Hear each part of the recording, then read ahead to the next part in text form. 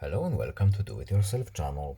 Today I will show you where to find the option, how to allow and how to prevent phone app to display notifications on the lock screen in Realme 14 Pro phone.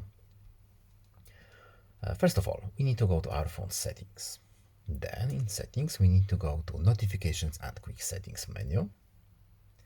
Next we need to tap the lock screen option. And here we have a list of applications that can send notifications to our lock screen. So we are looking for the phone app. Here it is. By default, all of them are on. As you can see, we have the one single button at the top if we want to.